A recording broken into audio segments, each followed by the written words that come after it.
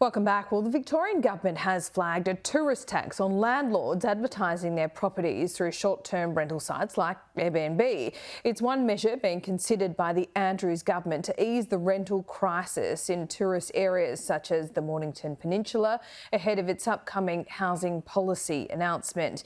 Joining me live now is Sam Groth, Victoria's Tourism Shadow Minister. Thanks so much for your time, Sam. First of all, is something in this space a good idea? Well, good morning, Laura. Thank you for having me. Another tax in this space, from my point of view, is certainly not a good idea.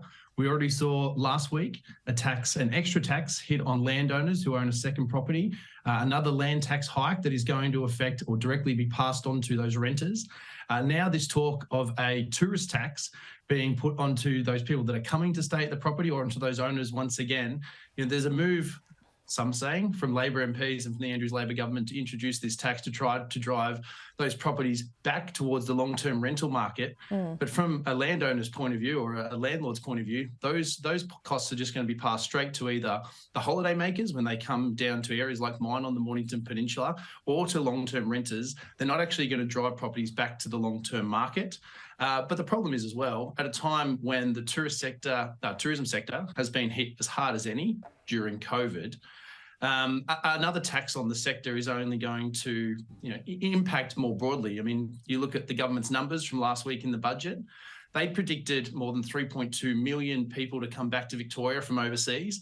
And by their own numbers in the 22-23 year, that's only going to hit 1.8. So the 1.4 million visitors short or to the state.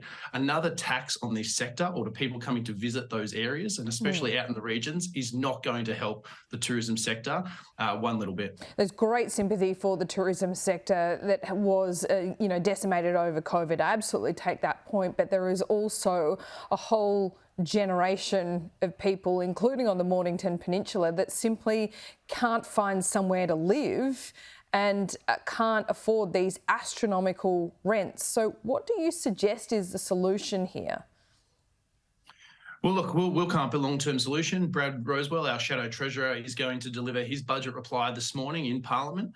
We know that the government's going to try to today ram through the state tax amendment bill that will be voted on tomorrow. So we'll have less than 24 hours. The public will have less than 24 hours to actually analyse what the government is doing in terms of its new tax changes before that's voted on tomorrow at 5 p.m. So Brad will have more to say on that this morning when he speaks in his reply.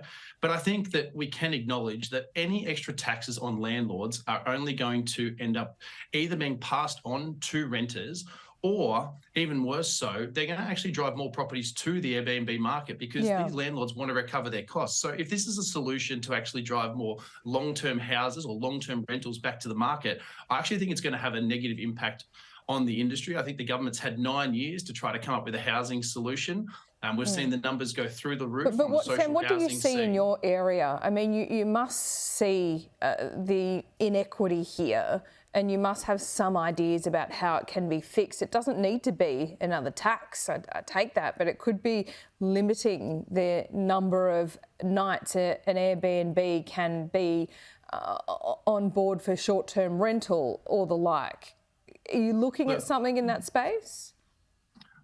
We're certainly looking at every option, and with Richard Reardon, who's our Shadow Minister for Housing, and Jess Wilson, who's the Shadow Minister for Housing Affordability, we're going to come up with a statewide strategy. For myself on the Mornington Peninsula, yes, we're overrepresented with Airbnbs for sure. What do your constituents say to you, Sam? What do your constituents say to you? Obviously, they want to see tourists go down there, but there could be, if you limit Airbnbs, you could see more hotels pop up. When you push, there's often a result that comes from that, not all of it bad. No, I think we need to take a look at the housing sector as a whole. But I think on the peninsula, yes, tourism does prop up so much of the economy on the Mornington Peninsula. But of course, we have that rental crisis. But I don't think adding more taxes is actually going to be an incentive to push houses to the long-term rental market. We have some of the strictest or strongest, and I don't necessarily agree, the best rental tenancy laws in Australia. There has been less and less incentive for landlords to put their house onto the long-term rental market under this government, and it's forcing more and more people to turn to short-term rentals to cover their costs, increase in mortgages to cover their costs. Things are getting harder and harder for everybody. Landlords have done their little bit to put their investment into property. And I don't think that they are going to, unfortunately, send houses back to the long-term market just because they're added or hit with another tax from the Andrews Labor government. All right, Sam, thanks so much for your time. We look forward to that budget reply. Thank you, Laura.